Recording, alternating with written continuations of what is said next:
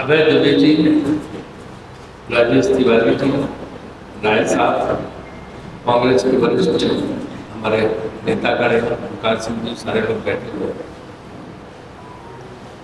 सबसे पहले तो इस प्रेस कॉन्फ्रेंस में हम आपका स्वागत कर रहे हैं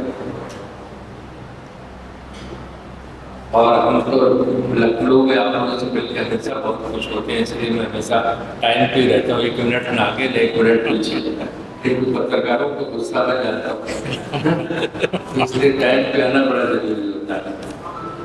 आज हम आए हैं एक उद्देश्य से, एक मकसद से, और उद्देश्य है कि लोकसभा के चुनाव चाहते हैं। ये चुनाव हर दृष्टि से बहुत महत्वपूर्ण है। ये चुनाव सत्ता परिवर्तन का चुनाव है। पहले 2 चरणों की वोटिंग आप लोगों को पता है। 2 चरणों में जो रिपोर्ट आई है उसमें इंडिया गठबंधन काफी आगे है, दक्षिण भारत में भी और उत्तर भारत में। और जो शुरू में जब चुनाव घोषित हुए थे तो लोगों को लग रहा था कि मतलब चुनाव है ही नहीं, सब एक तरफा चुनाव।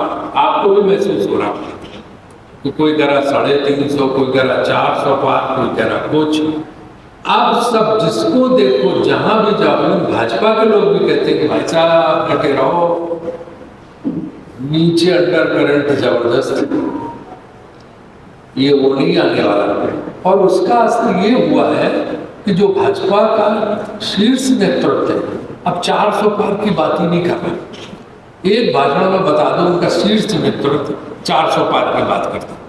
400 तो भूल गए, अब वो 300 पार पे भी अटके कि 300 पार भी आएगा कि नहीं आएगा। कोई 210 बोल रहा, कोई 220 बोल रहा, कोई 225 बोल रहा, कोई 250 बोल रहा। कांग्रेस के लोग, इंडिया गठबंधन के लोग अनुमान है 180, 150, लेकिन उनके भाजपा के लोग 250, 250 की बात करने लगे। 400 की बात तो कोई करते नहीं, आप लोगों को पता होगा कि 400। दूसरी जो बड़ा इंपॉर्टेंट महत्वपूर्ण डेवलपमेंट है कि मोदी की गारंटी की बात भी खत्म हो गई। अब मोदी जी स्वयं अपनी गारंटी की बात करनी बंद कर दी उन्होंने, आदरणीय मोदी जी ने। अब वो उसी पुराने उस पे आ गए, नैरेटिव पूरा बदल दिया। पुराना हिंदू मुस्लिम पे आ गए। मंगलसूत्र में पड़े 2 दिन मंगलसूत्र पे आ गए, लेकिन प्रियंका जी ने ऐसा जवाब दिया जिसकी मेरी की माँ ने देश का के नाम पे दे, राष्ट्रहित के लिए मंगलसूत्र को दिया, आप मंगलसूत्र की बात करते। कांग्रेस ने 70 साल 55 साल सरकार में रही, किसी का मंगलसूत्र छीना, किसी के गहने लिए। हमारे घोषणा पत्र में जो बातें हैं नहीं, उनको अभी उनको जबरदस्ती बोल रहे हैं। कांग्रेस की घोषणा पत्र में चुनौती देता हूं, अगर कोई एक जगह हिंदू मुस्लिम नाम दिखा दे, एक जगह दिखा दे कि संपत्ति का बंटवारा, संपत्ति, झूठ, जबरदस्त झूठ पे चल रहा है। और जब राष्ट्रीय स्तर के नेता इस बात की बात बोलते हैं तो हमें अटल जी की याद आती। क्या अटल जी की भाजपा थी। मैं कांग्रेस में हूँ, लेकिन अटल जी की भाजपा की प्रशंसा कर रहा हूँ, उनके दिल की प्रशंसा कर रहा हूँ, क्योंकि आज भाजपा का नेतृत्व अटल जी की बात ही नहीं करता। आप जो है कैमरा लेके जाइए, मैग्नीफाइंग ग्लास रख के जाइए, मैं कहीं अटल जी की एक फोटो दिखा दीजिए। भाजपा के चुनाव प्रचार हमारे इसमें तो नेहरू जी भी लगे, इंदिरा जी भी लगे, राजीव जी भी लगे, शास्त्री जी भी लगे, सरदार पटेल लगे हैं, जगजीवन राम लगे, अटल जी। वहाँ अटल अडवाणी का फोटो नहीं ढूंढे मिलता। अडवाणी तो भी जिंदा, अटल जी का कोई जिक्र ही नहीं। अटल जी का इसी उपेक्षा, ऐसा अपमान भारतीय जनता पार्टी इतनी जल्दी करेगी, किसी ने सोचा नहीं। अटल जी ने भी 6 साल की सरकार में कोई काम किए हैं, एक बार भी कोई उल्लेख होता है? आप बता दीजिए। उनके किसी प्रचार में अटल जी का जिक्र है कि अटल जी ने भी कोई काम किया? जो भी हुआ सब 2014 के बाद। 2014 के पहले लखनऊ नहीं था। जब 2014 में सरकार बनी तो गांव था, बक्सी का तालाब था, गांव था, कुछ खेत थे। फिर आके एयरपोर्ट बनाया, फिर बिल्डिंग बनाई, फिर विधान भवन बनाया, फिर जो है यहाँ पे सचिवालय बनाया, फिर हजरतगंज बनाया, फिर सड़कें बनाई। ऐसे पूरे देश में न जहाज थे, न रेल थी, न डिफेंस फैक्ट्री थी, न कोई कारखाना था, न उद्योग थे, कुछ ही नहीं 2014 के पहले। कंगना रनौत कुछ लोग कहते 2014 में देश आजाद हुआ और सुभाष चंद्र बोस 51 में जो है पहले देश के पहले प्रधानमंत्री सुभाष चंद्र बोस 1951 में बने थे, है ना। तो ये तो हाल है लोगों का, ये उनका नेतृत्व। वजह ये है कि जो भाजपा के जिन नेताओं ने और कार्यकर्ताओं ने संघर्ष किया, जिन्होंने भूखे पेट रह के इस पार्टी को खड़ा किया था, उन सबकी घनघोर उपेक्षा, घनघोर अपमान। इम्पोर्टेड लीडर बाहर से ला के उनको पदों पर दिया जाए। हरियाणा में 10 लोकसभा की सीट हैं और 10 में 6 कांग्रेसी उम्मीदवार हैं, दल बदलू। हिमाचल में विधानसभा की 6 सीटों में 6 दल बदलू कांग्रेसी है। पूरे देश में 150 तो कांग्रेसी दल बदलू को टिकट दे दिया, भाजपा को घर पे बिठा दिया, भाजपा के नेताओं को, या बाहर से लाके अफसरों की बड़ी भरमार। 60 साल वो नौकरी करते हैं, उसके बाद बीजेपी में आके मिनिस्टर, जितने महत्वपूर्ण पद हैं, चाहे रेलवे मिनिस्ट्री हो, चाहे टेलीकॉम मिनिस्ट्री हो, चाहे आईटी मिनिस्ट्री हो, चाहे पेट्रोलियम मिनिस्ट्री हो, सब में ब्यूरोक्रेट बैठे अफसरों को। भाजपा वालों को तो कुछ देते नहीं। जनसंघ के दिन की बात भूल जाओ, भारतीय जनता पार्टी के अपने नेता रो रहे हैं, उनकी दुखती रख पे थोड़ी उंगली तो रखो। वो क्या कह रहे हैं? इसलिए वोट परसेंटेज नीचे जा रहा है। ना भाजपा के नेता बाहर निकल रहे, ना भाजपा का वोटर बाहर निकल रहा है, क्योंकि वो हताश निराश है। चुनाव में से कोई उत्साह नजर नहीं आता। 2014 और 2019 में जो हवा थी आज की दिख नहीं रही, आपको भी पता चल रहा। तो ये इनका बुरा हाल है कि इनके अपने घर से इन्हें साथ नहीं मिल रहा, इनके अपने घर वाले इनको छोड़ रहे हैं। सब दुखी हैं टिकटों के बंटवारे से, सब दुखी है कि बाहर वालों ने आके कब्जा कर लिया। उत्तर प्रदेश में देखिए बड़े बड़े मंत्रालय किसके पास है? सब बाहरियों के पास है। आज कांग्रेस छोड़ी, कल कैबिनेट मिनिस्टर, आज कांग्रेस छोड़ी, कल राज्यसभा। तो कांग्रेसियों से भर दे रहे हैं। हमें भी बहुत अच्छा है कि चलो जा के कांग्रेसी हर जगह कब्जा कर रहे हैं, हम ही कांग्रेसी हैं। तो ये जो है, इन्होंने अपने जो संघर्ष के साथी थे, अपने जिन्होंने लड़ाई ली थी, उनको छोड़ दिया। अटल अडवाणी को छोड़ दिया, मुरली मनोहर जोशी को छोड़ दिया, विजय राजे सिंधिया को छोड़ दिया। इनको तो बाहर वाले आयातित नेता बहुत अच्छे लगते हैं, इसलिए ये वोटेज परसेंटेज कम हो रहा और माहौल बदल रहा है। दूसरी, जनता भयानक त्रस्त है बेरोजगारी और महंगाई से। कि 2 ऐसे वादे थे जो 2014 में बहुत जोर जोर से किए गए थे, लेकिन दोनों वादे 1% भी पूरे नहीं हुए। 10 साल में 20 करोड़ नौकरी मिलनी चाहिए थी, 20 लाख भी नहीं मिली। इन्होंने 40 रुपए का पेट्रोल और 30 रुपए का डीजल का वादा किया था।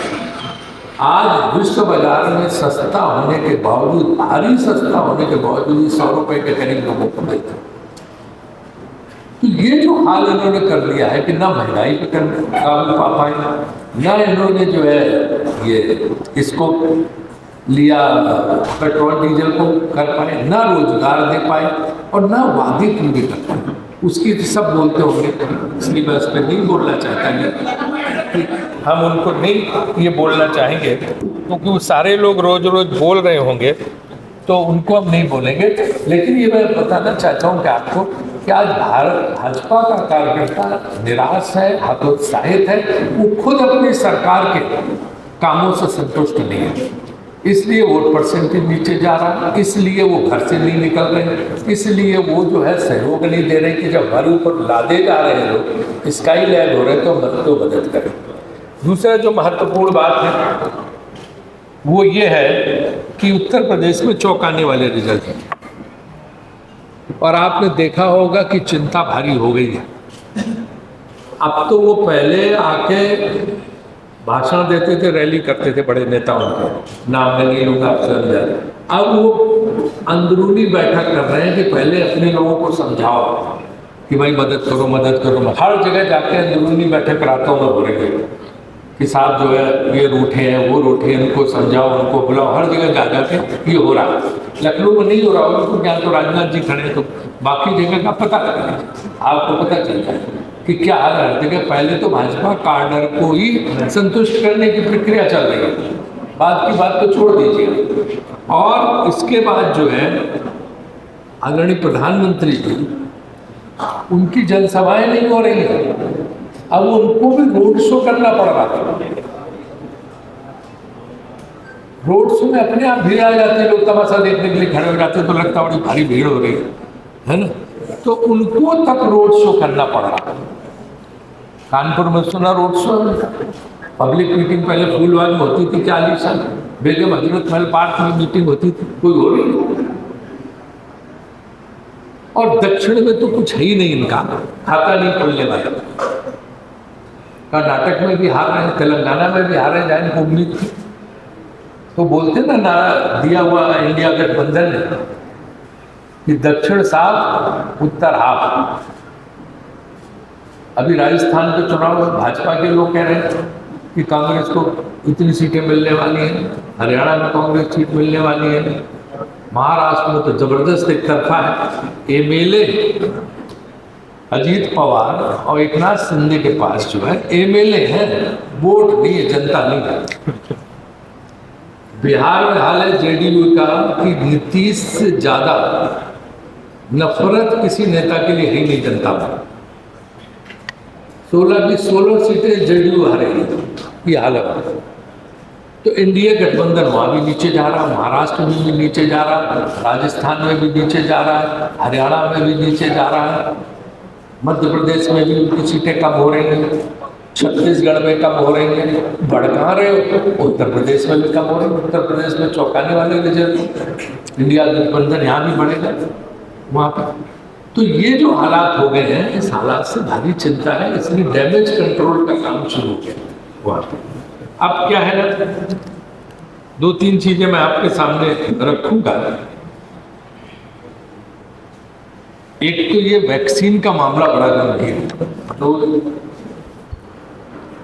इंग्लैंड की अदालत में जिसने कोविशील्ड बनाई थी, उस वैक्सीन में स्वयं कंपनी ने दिया है कि हमारी वैक्सीन की वजह से लोगों को ब्लड में थक्के जम रहे हैं, ब्लड में ये हो रही, उसकी वजह से ये जो है हार्ट अटैक और दूसरी तमाम बीमारियां आ रही हैं। ये बेहद चिंता और गंभीर का मामला है। कांग्रेस इसको बहुत गंभीरता से उठाती है, क्योंकि इस कोविशील्ड का जिसने आनंद फानंद में जिसको यहाँ ठेका दिया गया और जिसने बनाया और हजारों करोड़ की जिसने सप्लाई की भारत सरकार को, और उससे लिया गया और IMCR की उसमें सहमति नहीं ली गई, जो वहाँ के लोगों की रिपोर्ट थी, कुछ अफसरों की, IMCR के एक्सपर्ट्स की, वैज्ञानिकों की, और उसने बड़ा मोटा चुनावी चंदा दिया है बांड के जरिए पूना की इस कंपनी।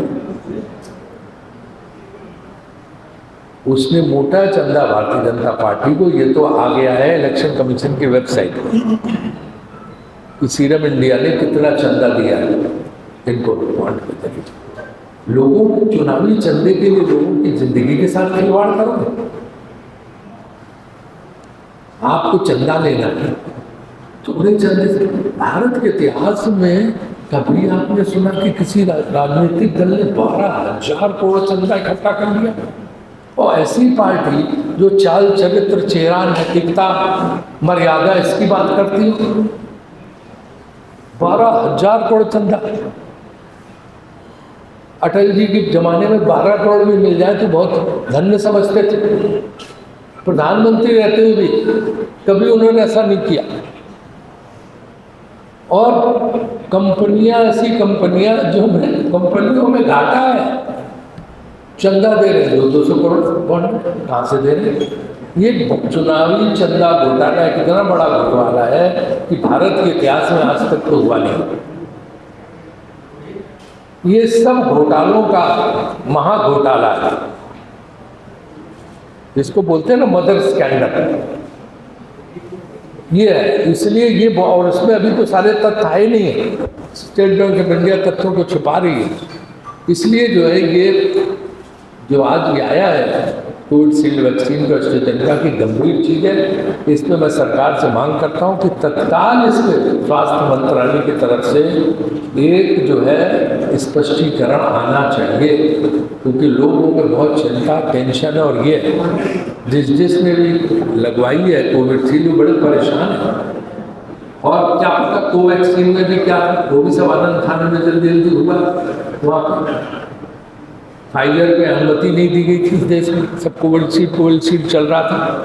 तो ये क्या है भाई, आप जब एक तो मैं मांग करता हूँ केंद्रीय गृह मंत्रालय से कि इस पे जो है एक स्पष्टीकरण जो है देश के सामने रखा जाए ताकि लोगों को पता चल सके। दूसरी जो है नैतिकता की बात करने का अधिकार नहीं, क्योंकि जो कर्नाटक में हुआ है रेवन्ना के बेटे ने ग्रैंडसन रेवन्ना के बेटे ने और देवगढ़ा के ग्रैंडसन ने उसका चुनाव प्रचार किया, जिस तरह का कृत्य किया है घोर निंदनीय है। और मैं मानता हूँ कि भारतीय जनता पार्टी आज के बाद नैतिकता की बात छोड़ देनी चाहिए। यही बातें मैं प्रश्न आपके सामने रखना चाहता हूँ। एक बात पूरी हो जाए, बोलिए। मैंने कहा कि आपने खुद कहा कि आपके 150 कांग्रेसी जो है जिनको भाजपा में टिकट किया, आपके नेतृत्व में क्या कमी थी कि आपने अपनी पार्टी के 150 लोगों को वहां जाने दिया? इवन सूरत और यहाँ के लोगों को अभी इंदौर के ये आपकी कोई कमी थी कि जो छोड़ के गए? अच्छा, बहुत अच्छा सवाल किया तो वरिष्ठ पत्रकार, आपने बड़े चुनाव देखे, ऐसा कोई चुनाव बता दीजिए जिसमें लोग इधर से उधर न जाते हैं। अब कर्नाटक में लाइन लगी, तेलंगाना में लाइन लगी भाजपाइयों की, और हिमाचल में कितने ज्वाइन कर रहे थे। ये तो कुछ होते हैं, ये बसंत चल रहा है ना, जो सूखे पत्ते हैं पेड़ से टूट के गिरते हैं, उन सूखे पत्तों की अहमियत पेड़ के लिए कुछ नहीं होती, नई कोट में उभर आती है।